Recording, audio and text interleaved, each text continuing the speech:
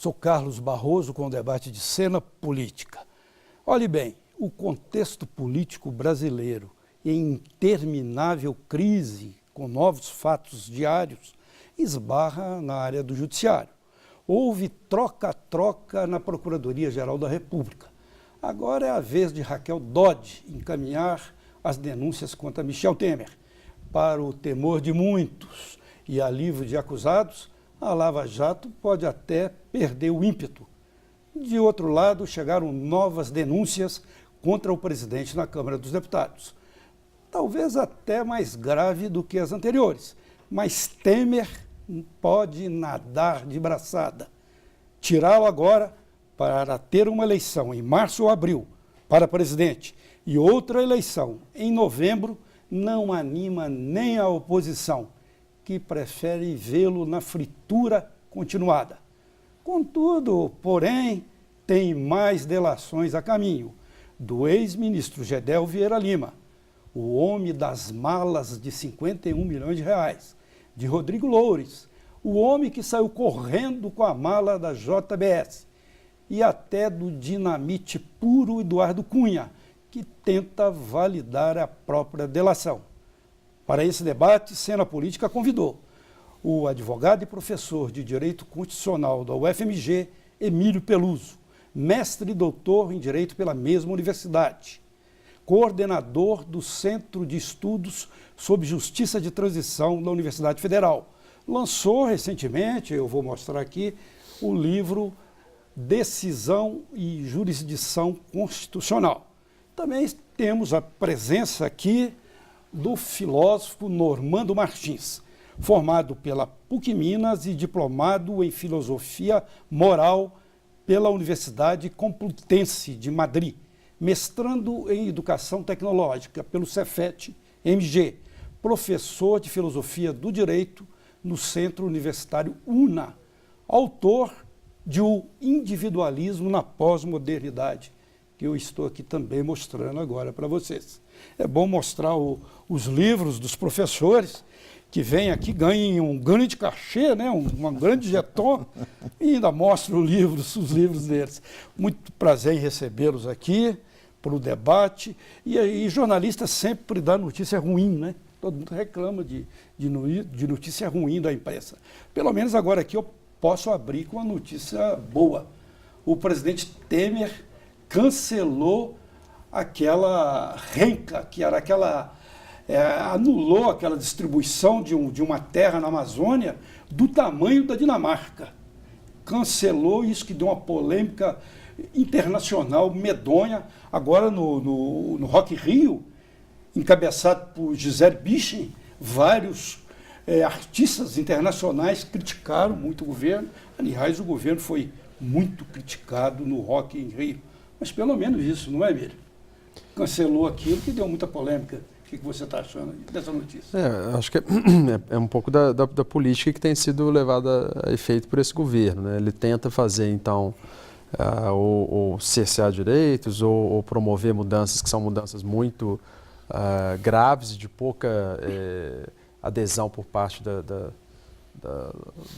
público em geral, da opinião pública em geral, né? E aí ele tenta levar isso adiante até o limite em que a crítica se torna tão difícil de defender uma determinada medida que ele precisa retroceder, né? Então, eu acho que esse é mais um exemplo de que isso também se apareceu no campo do direito ambiental, né? Uma coisa que não poderia passar de forma alguma, não atravessaria talvez nem mesmo a aprovação de um Congresso formado por bancadas tão conservadoras como o nosso, né? Tem que ser resolvido à base de um decreto e que não tem sustentação política nenhuma, não é? Internacionalmente, o governo brasileiro começou a ser criticado até mais rapidamente do que dentro do próprio Brasil, né? A gente sem dúvida. Viu críticas da imprensa internacional bastante severas, de jornais como The Guardian, por exemplo, ao presidente Michel Temer por conta desse decreto. E aí é claro que o governo não tem como sustentar esse tipo de medida por um longo prazo, né? É preciso esperar se, na verdade, ele vai manter mesmo esse cancelamento ou se ele não vai insistir numa outra dimensão, numa outra fórmula. O governo tem muito disso, né? Colocar um balão de ensaio e, já que vem críticas de todos os lados, cancela, volta, depois retrocede, não é assim, Normando? É impressionante como o governo ele se caracteriza pela pressão de determinados segmentos momentâneos, como a bancada, né, ruralista, a bancada da bala, a bancada da Bíblia, né? É um governo que são os Bs, né? Exato. E você pode acrescentar a bancada do B de banco e do B de bolsa de valor. Exatamente, do agronegócio, entre outros. Então, ele se sente refém desses grupos, né, para sua sobrevivência política. E à medida que iniciativas como essa, de nenhuma forma pensada, nem articulada com a sociedade, elas não conseguem o seu objetivo, há uma reação social, o que é muito bom, significa que os cidadãos, pelo menos, a sociedade está atenta, né? Posicionando, né? Isso é fundamental. O pior seria que se não houvesse nada. Mas eu acho que é importante, aproveitando essa discussão, entrar também na situação que o Temer enfrenta hoje, né? Ele recebeu uma segunda denúncia, Sim. Uma denúncia que o ex-procurador Janot entregou no final do seu mandato, e que uma denúncia que tem 245 páginas, tive a oportunidade de dar uma olhada. Última flechada do Janot, né? Flechada. Que ele falou que teria várias flechadas, e essa foi a derradeira. E ela retoma, né, algo que já foi dito pela delação dos irmãos Batista, né, exatamente o diálogo entre eles, e envolve também outros atores, como os ministros que estão muito próximos a Temer. Mas essa é a primeira denúncia que eu, pelo menos, observei no detalhe, que tem assim, diretamente um foco no Temer, envolvendo, inclusive, vocês acompanharam pela imprensa, que a bancada que apoia Temer está sugerindo dessa nova denúncia chegando à Câmara, que ela seja fatiada. Ou seja, na tentativa exatamente de enfraquecê-la ou pelo menos tirar o presidente do Hoje centro. a Câmara, né, o Emílio, já rejeitou a apresentação da denúncia. Eles estão tentando, inclusive, prorrogar, fazer a prorrogação, porque quanto mais o Temer ficar lá, Exato. mais difícil é de ele sair. Mas tem esses aspectos legais, né? Eu cheguei até a conversar com você mesmo aqui no programa sobre aquela primeira denúncia. Mesmo que ele escape da Câmara, não significa que ele escapa da denúncia, né? Pode escapar agora, né? Escapa-se agora, porque é o que a Constituição prevê, né? Se a Câmara suspender, então, não acatar a denúncia nesse momento, é suspensa a prescrição e depois do término do mandato dele, ele segue processado, como ele seguirá processado em relação à primeira denúncia que não conseguiu ter o processamento dela levado adiante naquele momento. Então, assim, alguma responsabilidade pode ser que apareça depois do término do mandato. O que eu acho que é difícil, ainda mais para a questão da aceitação política dentro da Câmara, é o fato de que, como o Normando lembrou, é uma denúncia muito longa, que envolve fatos muito complexos e que levou, na verdade, que pressionou a própria equipe do Janot a construir uma narrativa muito difícil de ser traduzida de forma simples, né? Falar de uma organização criminosa, pensar numa obstrução de justiça nos termos em que ele colocou, faz com que seja difícil de o próprio Supremo Tribunal Federal, né, no momento devido, poder se posicionar adequadamente de uma forma tranquila sobre qual a denúncia específica, qual fato em específico está sendo colocado e imputado a ele, né? Esse tipo de dificuldade que é sempre colocado em termos de uma denúncia para uma acusação criminal, cria problemas para o próprio processo penal. Eu acho que assim, tem muito de um fator político que é preciso ser pensado em relação a esse término do mandato do Janot, né? Acho que essa preocupação do Janot de dizer, olha, não, eu vou até o limite com todas as flechadas que eu puder dar. Ele usou essa metáfora das flechadas, que acabou que essas flechadas se voltaram até contra ele, né? Algumas poderiam justamente aparecer como denúncias que seriam denúncias acusadas de não ter um laço probatório muito bem claro, muito bem definido e sugerindo uma certa preocupação dele dizer, olha, assim que assumiu o mandato na Procuradoria-Geral da República, a Raquel Dodge, pode ser que ela tenha uma posição que vá ser diferente da minha, né? Eu quero entrar até no próximo bloco nessa questão da Raquel Dodge, porque houve muita polêmica com a entrada dela. Ela, inclusive, teve uma reunião preliminar com o Temer antes de assumir. Seria uma reunião mais, digamos, secreta, não existe nada secreto nesse país, né? Nem um apartamento com 51 milhões de reais do Gedel Vieira Lima ficou secreto, apesar deles afirmarem que existem muitos desses apartamentos no país, né? Mas o fato é que essa nova denúncia contra o Temer na Câmara dos Deputados, eu falei que ele pode até nadar de braçadas, usei esse termo assim mais popular, porque a gente vê que politicamente ele está bem resguardado. Sim, ele vai ter que despender dinheiro de emendas parlamentares ainda, vai ter que comprometer o orçamento ainda mais, né? O que pode trazer mais problemas políticos para ele, não é? Até o final do ano, pelo menos. O balcão de negócio lá da Câmara assim funcionar outra vez, esse balcão, né? O que se espera hoje com a denúncia é exatamente isso. Já se tem uma preocupação em quanto se vai ganhar com a denúncia nova na negociação dos deputados. Então, quer dizer, o que se preocupa nesse momento a casa é exatamente como se barganhar mais para obter a maior vantagem. Então, uma democracia, né, organizada sobre essa base, né, é inviável. Então, aí o viés, digamos, ético do problema, né, da nossa... Uma especialidade sua, né? Ética da filosofia. Exatamente. É uma preocupação para a cidadania. Né? Como é que nós vamos construir uma democracia em que as pessoas estão preocupadas com essa problemática de resolver os seus problemas em detrimento da coletividade? Sim. Aí realmente é um problema muito sério. É o que a gente tem visto aí, né? Embora o relógio da eleição, o calendário da eleição esteja apertando, né?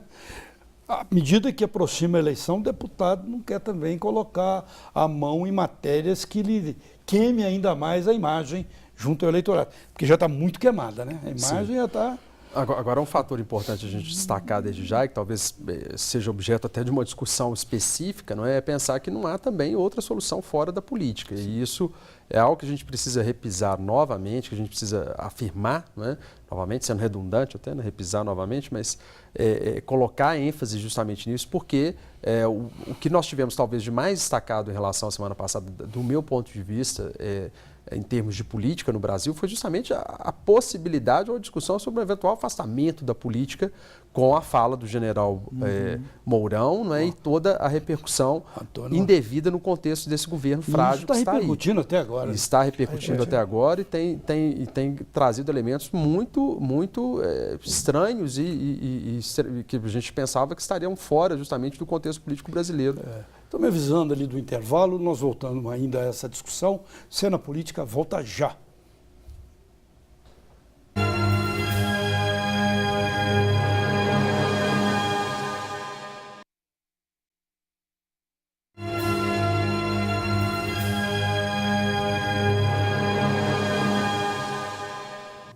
Segue Cena Política, presença do professor Emílio Peluso, de Direito Constitucional da UFMG, e do professor Normando Martins, Filosofia do Direito da UNBH, e eu continuo o debate com você, Normando. A gente estava falando, o Emílio jogou esse tema muito importante, que eu ia até colocá-lo, e ele antecipou de uma maneira muito precisa, de a possibilidade de uma movimentação militar. No programa passado eu estava falando, o general Olímpio Mourão, aqui em Minas Gerais, deu início ao golpe de Estado de 64. Agora outro Mourão, Antônio Mourão, com essa fala, uma fala que até hoje, interessante de voltar esse tema, porque até hoje está repercutindo, principalmente nos meios universitários, nos meios militares. Você disse que tem até aluno militar, né? Então eu queria que você fizesse uma avaliação disso para mim. Vale lembrar aquela música da Legião Urbana, que país é esse, né? Que país é esse? Nessa questão militar uma me preocupa, frase, né? Que foi bisada, foi também falada por Francelino Pereira, quando era presidente da Arena, que virou interventor aqui em Minas, né? Chama um governador, um interventor do governo militar. Ele falava, que país é esse, né? E é nesse sentido, porque olhando para a Constituição, ouvir a fala desse general Mourão, e não haver nenhum tipo de reação enfática, para mim, considerando o que está previsto na Constituição, em nenhum dos casos há essa iniciativa por parte do Exército.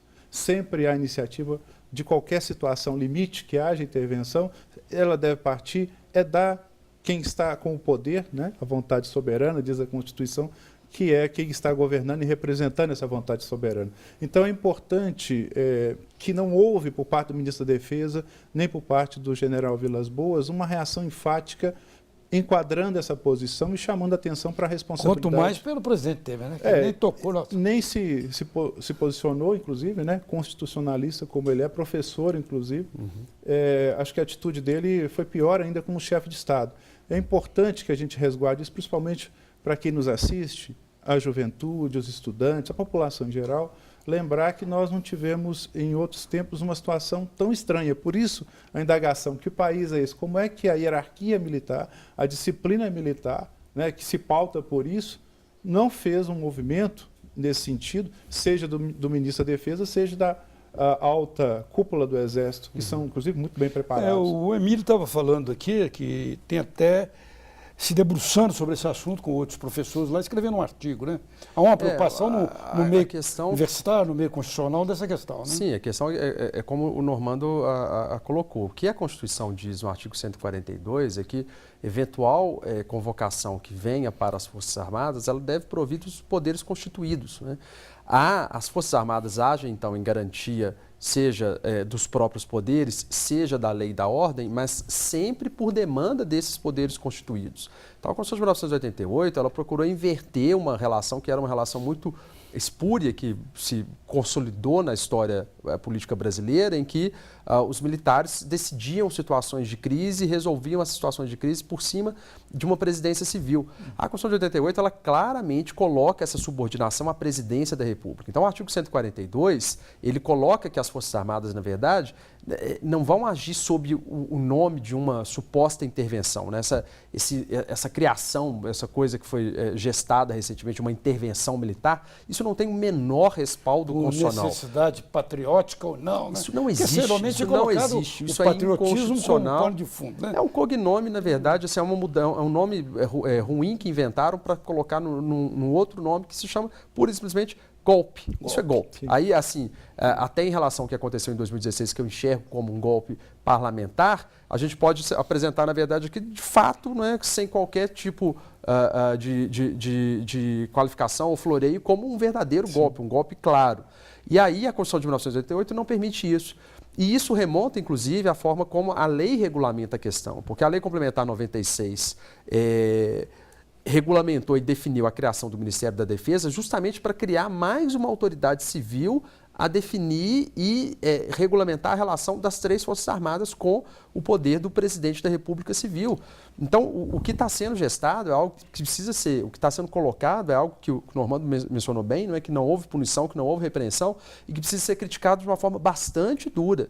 Né? O cientista político Sérgio Abranches, ele lembrou, olha, 54 e 64 estão sendo repetidos agora nesse ano de 2017 porque é uma situação extremamente grave. Isso precisa de ter uma resposta institucional devida, não é? E a sociedade civil precisa estar atenta para evitar que qualquer coisa seja apoiada nesse sentido. Na movimentação outra que você citou, ela surgiu com declarações, com episódios assim, e se dizia na época que não, que as Forças Armadas, eu lembro de ter lido isso sobre 64, que as Forças Armadas eram tidas como democráticas, que jamais iam quebrar o rito constitucional. Jango achava que contava com o apoio das Forças Armadas, inclusive, né, da cúpula das Forças Armadas. E o que se viu, na verdade, foi justamente o contrário. Então, o papel que pode ser exercido por algum nível, algum grau de insubordinação e pode ser revertido, pode ser refletido, na verdade, em algum tipo de apoio popular muito restrito que possa ser traduzido ou dito como apoio amplo, né,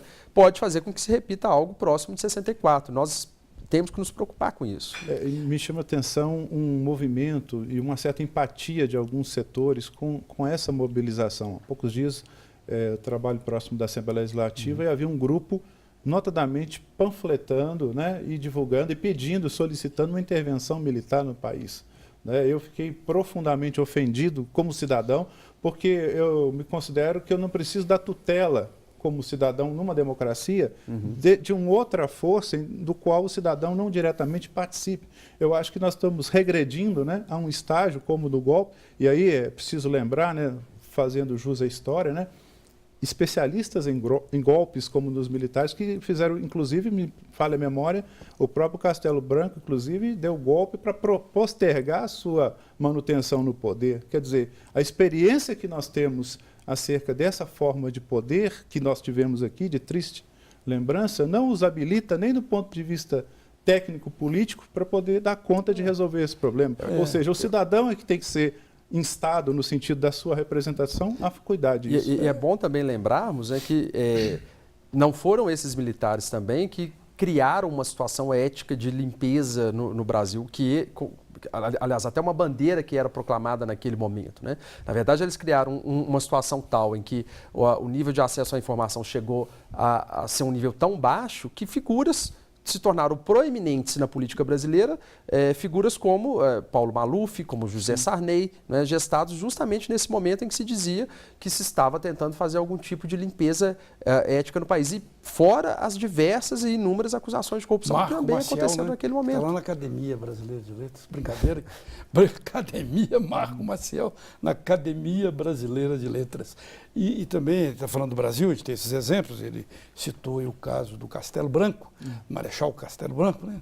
E também te lembra, eu li aí, ouvi alguma coisa sobre o golpe lá no Chile. As forças políticas acreditavam que Pinochet era constitucionalista, observaria a Constituição e acabou se virando um dos mais sanguinários ditadores, né? Sim, então, e esse é um outro aspecto, né, que as pessoas não pensam nessa questão como uma vertente da corrupção, né?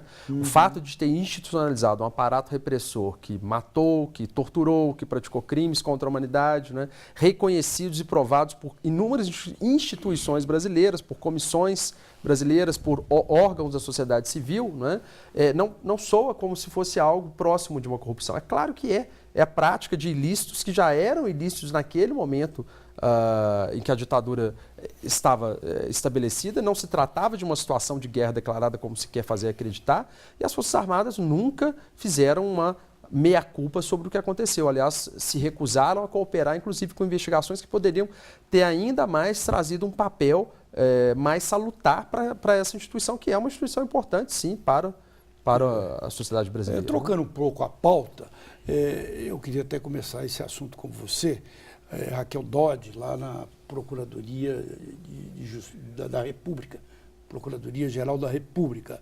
Há muita análise, muitos boatos sobre o fato de a Lava Jato poder perder a força, o ímpeto.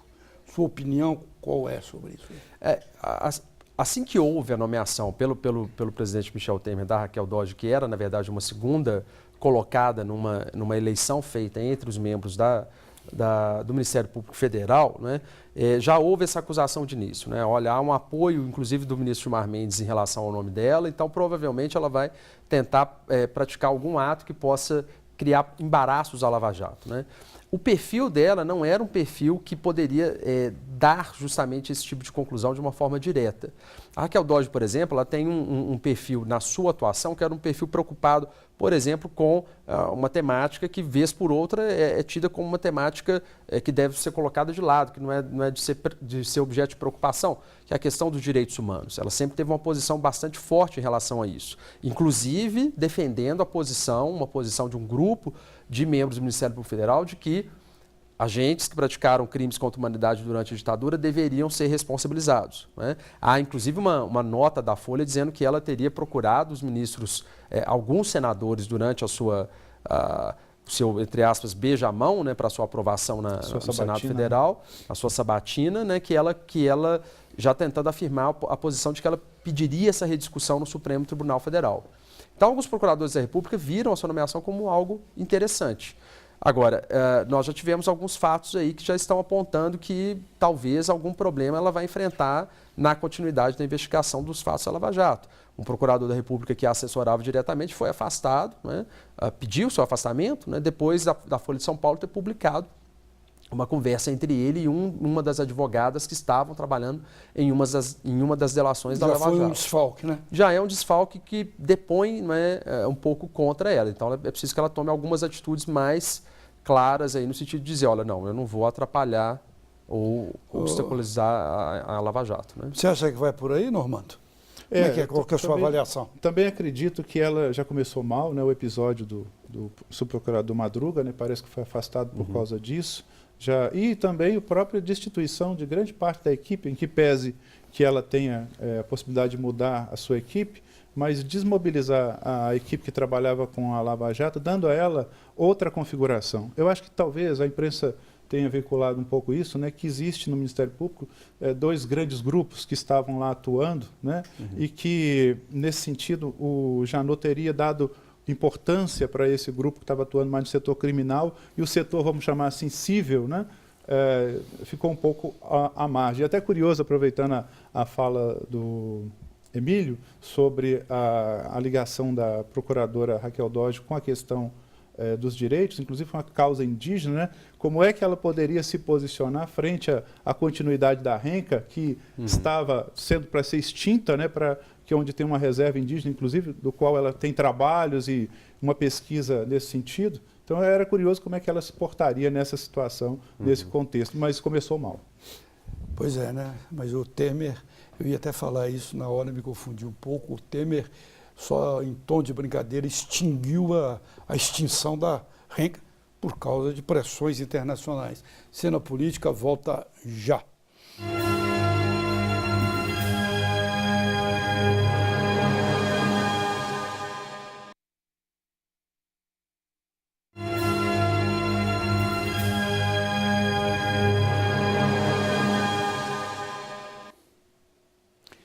Segue cena política debatendo questões de justiça, da crise que não acaba nesse país, com presença do professor Emílio Peluso, Direito Constitucional do UFMG, e Normando Martins, também professor, Filosofia do Direito da UNA-BH. Emílio, vamos continuar aí na nossa conversa, e a gente falava sobre a Raquel Dodge. Você disse que ela tem uma posição mais pré-determinada pelos direitos humanos, que eu acho que essa questão dos direitos indígenas também, que eu acho que é muito interessante, embora eu veja ministros e grandes nomes do judiciário, como da política aqui no país, quando falam em direitos humanos, só falam daqueles direitos humanos da época da ditadura, dos movimentos militares, e esquecem que em cada delegacia do país, em cada posto policial tem tortura, tem espancamento, existe uma opressão muito grande aí aos setores mais populares da população, muita morte de menores não esclarecidas e tudo mais, né? Mas eu também temo que isso também possa ser um biombo para a Lava Jato não seguir. Não estou contra a questão dos direitos humanos, não, mas eu acho que tinha de assambarcar tudo, né?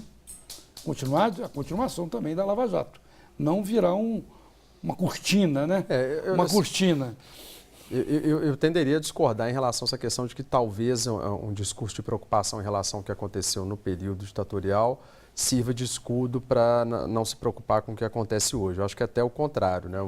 O discurso dominante em relação ao período ditatorial é de não haver uma preocupação em relação a ele e dizer que isso não tem conexão alguma com o que acontece no presente. Quando, no momento que a gente pode encontrar agora de pesquisas e de subsídios, é muito mais no sentido de que é justamente a ausência de uma preocupação, primeiro, com a responsabilização de uma forma indireta e de uma forma direta com reformas institucionais que tenha levado a que nós tenhamos os excessos que nós temos hoje, ou que nós tenhamos as torturas institucionalizadas que temos hoje, os desaparecimentos forçados que temos hoje, né? Então, eu acho que deveria haver, na verdade, uma preocupação ainda maior e mais clara em relação ao que aconteceu no passado e uma forma de tentar repensar e refazer e reconstruir esse passado. Você acha que a repercussão atualmente hoje seria uma repercussão positiva? Sim. Até para evitar com certeza, esses que você chamou de excessos. Né? Sim, para mostrar que, na verdade, institucionalmente, o Estado não pauta a sua atuação mais por excessos, por violações de direitos humanos.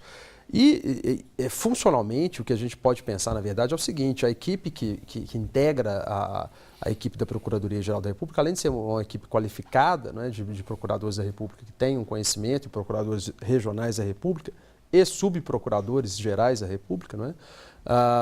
Ela é uma equipe que é uma equipe extensa, que pode ser formada com um orçamento bastante ostensivo da Procuradoria-Geral da República. Então, há espaço, na verdade, para as duas questões, né? De fato, um uso político ele sempre pode acabar acontecendo, mas é possível que você tenha uma Procuradoria-Geral da República preocupada com essas questões em relação à pauta de direitos humanos, mas, ao mesmo tempo, preocupada em solucionar problemas relativos às decorrências da corrupção engendrada na nossa administração pública. Você acha, só para concluir e passar aí para a análise também do Normando, que esse ímpeto da Lava Jato não deve ser barrado? Você acha que pode continuar numa linha como estava acontecendo? Ou tenha um novo direcionamento? O que a gente tem que pensar é que tem também uma divisão de atribuições aí, né? Existem questões que estão tramitando no Supremo Tribunal Federal que dependem da atuação direta da própria Raquel Dodge, da equipe dela, né? Assim como de subprocuradores que atuam perante o Supremo. Então, quem tem prerrogativa de foro vai ser julgado no Supremo e pode estar envolvido na Lava Jato e vai depender, às vezes, da iniciativa de algum procurador da República que recebe o processo e precisa liberar rapidamente ou que precisa tomar uma iniciativa de ofertar uma denúncia, por exemplo, né? No âmbito do que acontece em Curitiba, né, os procuradores da República atuam lá com autonomia funcional para poder continuar procedendo com a atuação que eles acham que é a atuação, que eles creem ser a atuação definida pela ordem jurídica brasileira, com alguns problemas que a gente possa ressalvar ou destacar aqui, né? Mas ela não teria como agir deliberadamente para desfazer o que vem sendo feito na Procuradoria em Curitiba. Ela pode, na verdade, atuar de uma forma indireta, enviar, por exemplo, né, menos auxílio, diminuir a equipe de servidores disponível à Procuradoria-Geral da República para avaliar a imensa documentação que está lá. A escala, então, são pode questões diminuir, administrativas mas não pode abafar o que já foi. Eu acho mais difícil dela conseguir ir longe demais, evitando que isso aconteça. O que pode talvez acontecer, dependendo da política que ela vier a adotar, é que, ao invés de tomar as atitudes, as flechadas que o Janot achava que deveria tomar, ela diga, olha, não, vou ser mais cautelosa, vou ter uma precaução maior e, em nome disso, né, evitar que vai usar, em vez de flechas, um bodoque. Seria assim? Ou uma gaveta, né, também, né? Ou uma gaveta, uma gaveta, já se né? usou muito naquela posição. Aí você está lembrando... Tinha lá o engavetador geral da República, né? Geraldo Brindeiro, que está lá, né? Estava até olhando hoje a página lá do Ministério Público Federal, exatamente lembrando dele e dos outros, né, que estão lá. Mas eu também penso nessa linha, mas com uma diferença. Eu acho que existe uma vontade de dar um tom para essa forma da gestão da Procuradoria-Geral da República, que ela pode assumir mais ênfase ou não a essa questão. Eu acho que o movimento que já iniciado anteriormente por parte do orçamento, no sentido de reduzir um pouco a disponibilidade para enfraquecer, inclusive, o Janot, que ainda estava na sua fase final, né, enfraquecer o seu poder, ele acaba ou sendo confirmado pela Dodge, ela pode fazer isso, como ela pode assumir uma postura, como bem disse o Emílio, né, um pouco mais cautelosa, mas essa cautela vindo de alguém, né, que desde que o Lula assumiu, acho que em 2003, havia a eleição do primeiro da lista, né? É importante que ela mostre que ela quer fazer diferente, mas garantindo a importância do Ministério Público Federal nessa questão, e não seu enfraquecimento. Você acha que ela vai ter esse pêndulo em cima dela, né? O fato ela não foi a primeira da lista e acabou escolhida. Isso pode pesar, mas ela tem, e a outra coisa que foi bem lembrado anteriormente pelo Emílio, é a relação que ela teve, né, nos seus contatos, né? Alguns até questionando, não muito republicanos, né? Ou, por exemplo, uma conversa com o presidente Temer à noite, fora da agenda, que foi muito questionada, inclusive, denunciada pela imprensa, que uma conduta talvez não necessária nesse isso momento. Muitas vezes parece que houve um ajeitamento, né? Quando pessoas que vão assumir um cargo se reúnem secretamente, né? Parece que ajeitaram um pouco, que foi um amortecedor de possíveis ações. Acho que sim, né? Bom, o Temer dá um passo ousado, né, e diz, olha, eu vou nomear a segunda colocada, e ao mesmo tempo ele tenta dizer, olha, não, eu estou respeitando de alguma forma a lista, né, coisa que ele diz que não deveria fazê-lo, porque o texto constitucional não demandaria isso, não explicita uma norma nesse sentido. Poderia escolher quem quisesse, né? Foi uma prática, na verdade, republicana que foi instituída desde 2003, e mantida por todos os demais governos, mas que talvez poderia ser respeitada por ele. Eu acho que ele contribuiria, difícil esperar isso dele, mas ele contribuiria muito, na verdade, para uma ideia, uma concepção mais republicana de como enxergar a relação entre presidência da República e Ministério Público Federal, se ele tivesse feito a nomeação que respeitasse a lista tríplice, a lista formada pela Associação Nacional dos Procuradores da República, né? Mas ele, de fato, preferiu não fazê-lo. Eu tenho que concordar com a Armanda aí no sentido de que ela tem uma espada sobre a cabeça dela mesmo, né? Atender politicamente a uma eventual reivindicação do Michel Temer, né, seria algo que deporia muito, não só contra ela, mas contra a própria instituição do Ministério Público Federal, né? O Ministério Público Federal, para o bem e para o mal, conquistou um grau de autonomia muito alto nos últimos 20 anos e principalmente após a Constituição de 1988. E se ela tomasse alguma atitude que de fato revelasse uma certa concordância com essa política nesses termos em que está sendo feita nesse momento no Brasil, isso seria realmente algo bastante ruim para a instituição como um todo, não só para ela. Antes dessa chamada Constituição Cidadã, né, que me faz lembrar aqui de Ulisses Guimarães, praticamente não se ouvia falar nem Ministério Público, não tinha essa evidência. Né? O Ministério Público ele cumpria uma função, na verdade, que era uma divisão entre aquilo que seria de interesse público e aquilo que seria o interesse do próprio Estado. O Ministério Público fazia às vezes de defesa da própria União juridicamente, em juízo e fora dele. Então, isso confundia a instituição do Ministério Público. Ele não atuava como, de fato, um ombudsman ou algo que fosse preocupado, um órgão preocupado com a defesa do público, do povo, da sociedade. E a Constituição de 88 separou isso, criou a Advocacia Geral da União e os órgãos de defesa dos estados e municípios, ou seja, órgãos só para cumprir essa tarefa, né? E deixou o Ministério Público para fazer a defesa da sociedade, dos interesses individuais indisponíveis e da ordem jurídica.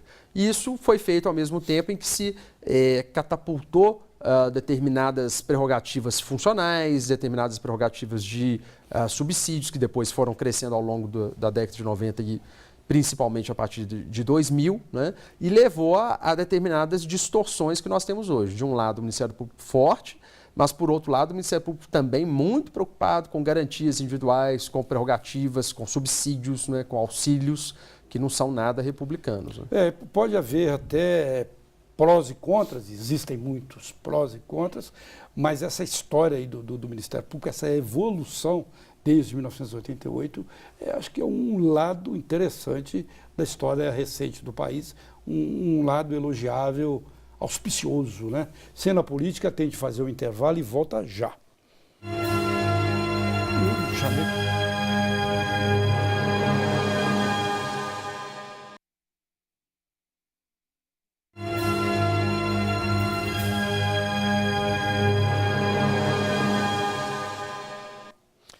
Segue Cena Política, debatendo o Brasil, a crise política, as questões judiciais que envolvem a crise. Presença de Emílio Peluso, professor de Direito Constitucional do UFMG, e Normando Martins, professor de Filosofia do Direito da UNE na BH. Normando, começa esse bloco com você e pulando um pouco o assunto, e isso não importa que a gente volte bem naquele assunto posteriormente. Mas eu queria falar um pouco com você e depois com o Emílio das delações. A gente tem aí potenciais delações que podem mudar amanhã, depois de amanhã, esse quadro político. A gente tem o Gedel Vieira Lima, que foi preso após ser revelado aquele apartamento com malas e malas com 51 milhões de reais. Dele e do irmão dele, Lúcio Vieira Lima, deputado federal. E não se sabe de onde veio aquela dinheirama, mas se está lá dentro de um apartamento, presume-se que seja de corrupção. Então estaria num banco rendendo quase 1% ao mês, 500 mil mais ou menos por mês. Ninguém vai perder 500 mil. Mas tem também o Rodrigo Loures e tem também o Eduardo Cunha, que está contra a delação do Lúcio Funaro, do Oleiro, e está querendo derrubar a delação do Lúcio Funaro, porque ele diz que o Lúcio Funaro não tem as informações, ele tem. Aquilo é potencialmente um perigo para o presidente Temer. A gente torce para que o Gedel e todos os outros possam fazer a delação para o bem do país, né? Acho que é importante que ele possa sair dessa condição, mas eu acho muito difícil que ele faça isso, né? Até porque ele comprometeria diretamente, né, o presidente Temer, do qual ele é do círculo muito próximo. Mas né? o Gedel avisou antes assim, que gente, eu não aguento ficar preso. E não vai ter jeito de libertar depois de pegar uma muamba daquela toda, aquele dinheirama com impressão digital dele, do irmão. Vai ser meio difícil soltá-lo, né? Acho que não tem Gilmar Mendes que o solte, né? Dificilmente. Mas eles têm também a capacidade de resistir muito, né? Veja o Cunha, né? O Cunha tem o poder para derrubar a República, né? Ele tem na mão nas suas relações e naquilo que ele fez ao longo desse tempo todo, né?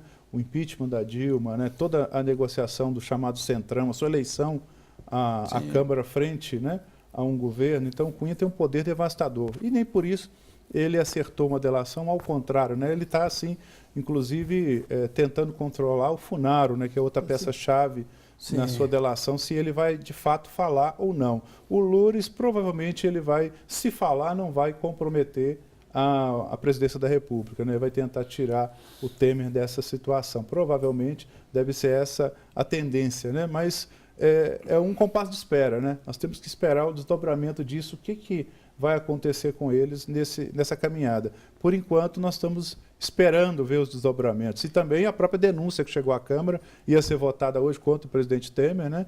E agora já foi adiada, me parece, para quarta-feira. Envolve, né? o Porto de Santos, questão da JBS, envolve muita coisa. Mas voltando nessa questão do Cunha, ele quer validar a própria delação, que foi rejeitada.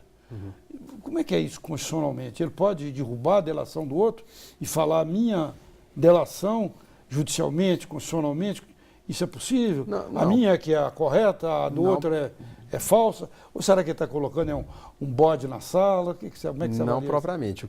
Quem vai acabar aceitando os termos da própria delação e definindo isso vai ser o Ministério Público Federal. Então, na verdade, a forma como o Ministério Público Federal encaminhar a questão, né, definir se há preponderância e validade na delação de um desses delatores, é que ele vai acabar de uma maneira ocasionando aí uma suspeita ou algum tipo de discussão sobre a validade de uma outra delação que esteja em curso, né? A questão é que a gente tem ali atores políticos que são atores políticos com posições muito diversas. Eu não vejo nenhum dos três ali, me parece que eles tenham o mesmo tipo de perfil para poder lidar com o problema de uma prisão, né, como você colocou bem. Barroso, o fato de que o próprio Gedel já tenha declarado que ele não aceitaria e não sujeitaria a uma prisão. A mãe dele, quando ele foi preso, disse: meu filho é doente. Sim, então isso mostra uma certa fragilidade, uma certa para ficar preso, né? tendência em possivelmente fazer a delação de uma forma mais rápida. É o negócio do rápida. dinheiro, né? Acho que ela, não sei o que a mãe fala, né? Agora, nem contesto fala de mãe, entende? Agora, em relação ao Eduardo Cunha, a gente já sabe, né? Ele tem demonstrado desde os tempos em que era presidente da Câmara que é um sujeito muito frio, né? Que ele de fato, ele pensa e calcula muito bem o que ele vai fazer politicamente e tem feito isso de dentro da própria prisão, né? Ele não é alguém, então, que pura e simplesmente aceitou de imediato uma delação, não colocou em perigo, então, um determinado meio do qual talvez ele dependa de alguma maneira, né? E preferiu adiar essa questão ao longo do tempo. Muita gente o fato diz que ele continua... Essa prática, da forma como ela foi institucionalizada, ela acaba colocando uma pressão gravíssima, não é? Eu acho que, às vezes, as pessoas deveriam fazer um pequeno exercício de se imaginar presas por 9, 10, 11 meses nas condições carcerárias que nós temos hoje no Brasil. É claro que vários deles não estão passando pelo pior que as prisões podem oferecer, mas se imaginar presas e imaginar o que custaria para que aquelas pessoas pudessem produzir prova, às vezes, contra si próprios e contra pessoas que estão num círculo muito próximo. Então, acho que esse jogo da delação, da pressão pela própria delação por si só, exercido pela prisão, né, eu não acho que é um jogo legítimo nem do ponto de vista moral, nem do ponto de vista jurídico. Naturalmente, você tem razão. Ele não está lá em Pedrinhas, né? Sim, claro, mas mesmo assim é uma questão que deve ser avaliada. Um atrás do outro, estão lá Sim. bem separados, mas prisão é prisão, né? Sim. E o Cunha é um sujeito frio, sem dúvida, né? Muito frio. Dizem que ele ainda tem os marionetes dele em toda a política, né? Sim. Mas só que parece que as questões dele estão apertando, né? O tempo e tudo mais. Família, né? Sim, claro. O próprio Renan Calheiros, numa sessão do Congresso do Senado Federal, fez a denúncia, né, dizendo contra o governo Temer que ainda tinha deputados que estão lá em Curitiba, né, referindo-se ao Cunha, que nomeavam o ministro da Justiça, né, fazendo alusão à nomeação. Então, quer dizer, existe ainda uma importância, uma força do Cunha, né, pelo menos denunciado pelo Calheiros, que é do PMDB também, né, hoje disputando com o grupo do Temer, né, não está em sintonia, o Jucá, né, estão numa outra posição, mas, de fato, a situação do Temer frente a isso se complica com a nova denúncia, né? Porque a nova denúncia envolve diretamente o Temer, juntamente com o próprio Gedel, o Moreira Franco, né? E o Eliseu Padilha, que são os 4 nomes mais importantes, fora no início da denúncia, que eu tive a oportunidade de olhar, fazer um retrospecto ainda da participação do próprio PT e do próprio PP nesse processo do que ele chama de organização criminosa, em que pese que a denúncia está quadrilhão, focada... né? Usar Exato, o Ministério Público usou essa expressão, né? Quadrilhão, né? E do próprio Temer como da quadrilha da Câmara, né? Então a denúncia... Falar do quadrilhão lá no Porto de Santos, isso. Que parece que onde que o Temer politicamente sempre foi manda-chuva. Não estou dizendo que ele não possa acusar ninguém antes de ser julgado, mas que ele que mandava lá no Porto era ele, né?